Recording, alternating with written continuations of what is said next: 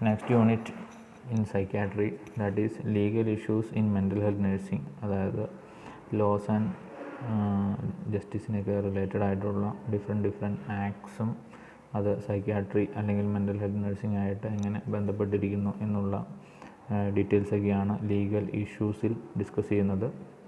അപ്പോൾ മേജറായിട്ടുള്ള points in this unit is mental health act 1987, അതിനെക്കുറിച്ച് ഡീറ്റെയിൽ ആയിട്ട് പരാമർശിച്ചിട്ടുണ്ട്.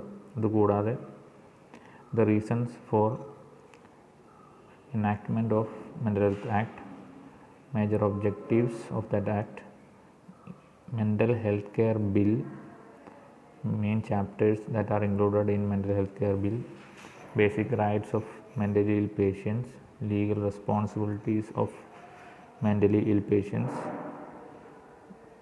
പിന്നെ admission procedure, discharge procedure, legal responsibilities of nursing, ഇങ്ങനെയുള്ള മേജർ ലീഗലായിട്ടുള്ള ആസ്പെക്ട്സാണ് ഈ യൂണിറ്റിൽ ഡിസ്കസ് ചെയ്തിട്ടുള്ളത്. അതിൽ first one is Indian mental health act.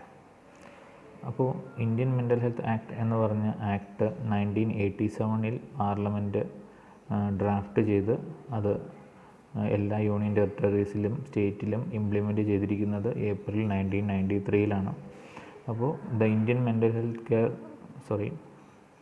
Indian Mental Health Act was drafted by the Parliament in 1987, but it came into effect in all states and union territories of India in April 1993.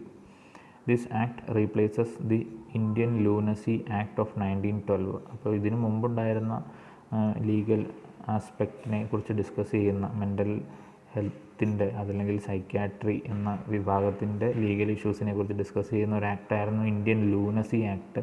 അത് 1912 draft ചെയ്ത് publish ചെയ്തിട്ടുള്ള ആക്റ്റാണ്. അപ്പോൾ ആ ആക്റ്റിലുള്ള ന്യൂനതകൾ അല്ലെങ്കിൽ അതിനകത്തുള്ള പോരായ്മകളെല്ലാം പരിഹരിച്ചുകൊണ്ട് കാലത്തിൻ്റെ വളർച്ചയ്ക്ക് അടിസ്ഥാനമാക്കിയുള്ള രീതിയിലുള്ള മാറ്റങ്ങൾ വരുത്തിക്കൊണ്ടുള്ള മാറ്റങ്ങളാണ് 1987 മെൻ്റൽ ഹെൽത്ത് ആക്റ്റിൽ ഉള്ളത്.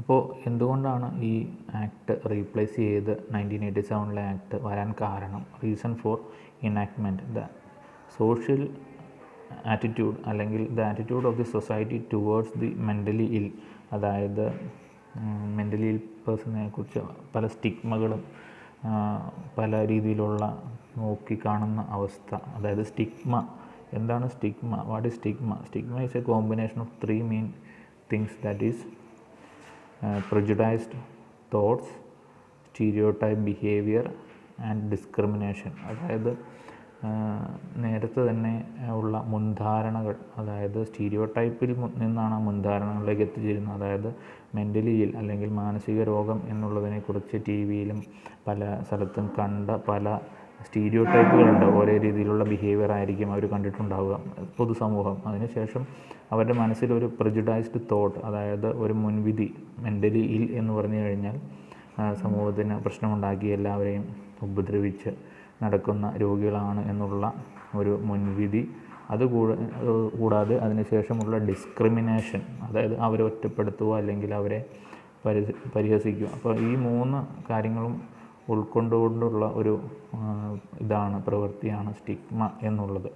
അപ്പോൾ ആ സൊസൈറ്റിയിലുള്ള സ്റ്റിഗ്മ ഒഴിവാക്കുക, മെൻ്റലി ഇൽ എന്ന കൺസെപ്റ്റ് തന്നെ ചേഞ്ച് ചെയ്യുക.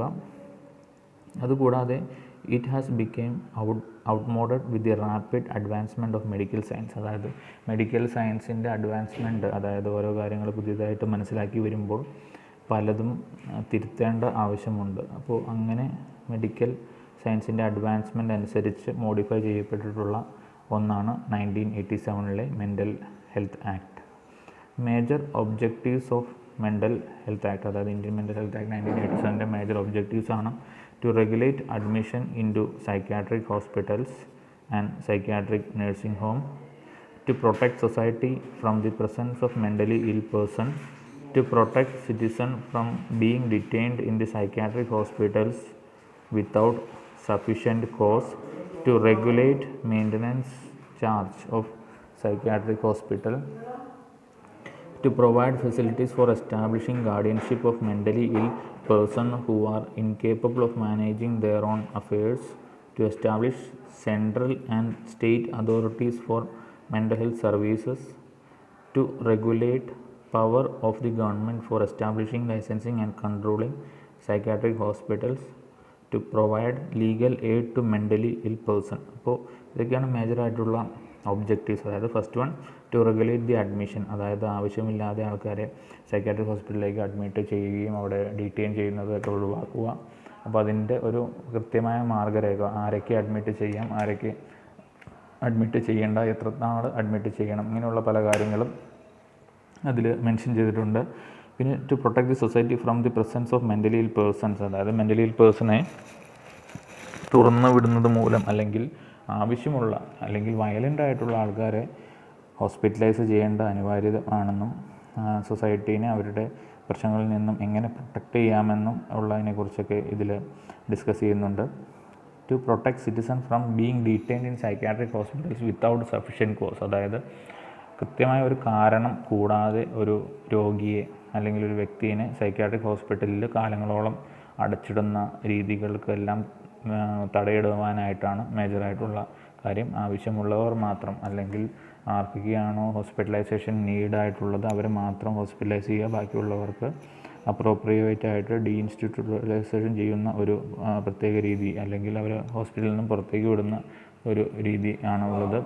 To regulate maintenance charge of psychiatric hospital running charges, to provide facilities for establishing guardianship of mentally ill person who are incapable of managing their own affairs, അതായത് ഒരു psychiatric ഇൽ ഉള്ള ആൾക്കാർ സ്വന്തമായിട്ട് പല കാര്യങ്ങളും ചെയ്യുന്നതിൽ അവർക്ക് പ്രശ്നങ്ങളുണ്ടാവും. അവരുടെ പ്രോപ്പർട്ടി മാനേജ്മെൻറ്റ് അല്ലെങ്കിൽ പല രീതിയിലുള്ള കാര്യങ്ങൾ അവർക്ക് മാനേജ് ചെയ്യുന്നതിൽ ബുദ്ധിമുട്ടുണ്ടാവും. അപ്പോൾ അങ്ങനെയുള്ള കാര്യങ്ങൾ സോൾവ് ചെയ്യുന്നതിനായിട്ട് ഒരു ഗാർഡിയൻഷിപ്പ് അല്ലെങ്കിൽ ഒരു ഗാർഡിയനെ ഓതറൈസ് ചെയ്യുന്ന കാര്യങ്ങളും അതിനെക്കുറിച്ചെല്ലാം ഇതിൽ ഡിസ്കസ് ചെയ്തിട്ടുണ്ട്. Establishment of central and state authorities for mental health services, to regulate power of government for establishing, licensing and controlling psychiatric hospital, അതായത് സൈക്കാട്രിക് ഹോസ്പിറ്റൽ എസ്റ്റാബ്ലിഷ് ചെയ്യുന്നതിനും അതിൻ്റെ ലൈസൻസ് പ്രൊവൈഡ് ചെയ്യുന്നതിനും എന്തൊക്കെ ക്രൈറ്റീരിയകൾ വേണം, എന്തൊക്കെ ഫുൾഫിൽ ചെയ്താലാണ് ഒരു സൈക്കാട്രിക് ഹോസ്പിറ്റൽ റൺ ചെയ്യാൻ പറ്റുകയുള്ളൂ എന്നുള്ളതിനെക്കുറിച്ചെല്ലാം ഇതിൽ ഡിസ്കസ് ചെയ്തിട്ടുണ്ട്. അതുകൂടാതെ to provide legal aid to mentally ill person, അതായത് മെൻ്റലി ഇൽ പേഴ്സൺസിൻ്റെ റൈറ്റ്സിനെല്ലാം പ്രൊട്ടക്റ്റ് ചെയ്തുകൊണ്ട് അവർക്കൊരു ലീഗൽ പ്രൊട്ടക്ഷൻ എന്നുള്ള രീതിയിലും ഈ മെൻ്റൽ ഹെൽത്ത് ആക്ട് യൂസ് ചെയ്യാറുണ്ട്. അപ്പോൾ അതിൻ്റെ സാലിയൻ ഫീച്ചേഴ്സ് 10 ചാപ്റ്റേഴ്സാണുള്ളത്. അതിനെക്കുറിച്ച് അടുത്ത ക്ലാസ്സിൽ ഡിസ്കസ് ചെയ്യാം.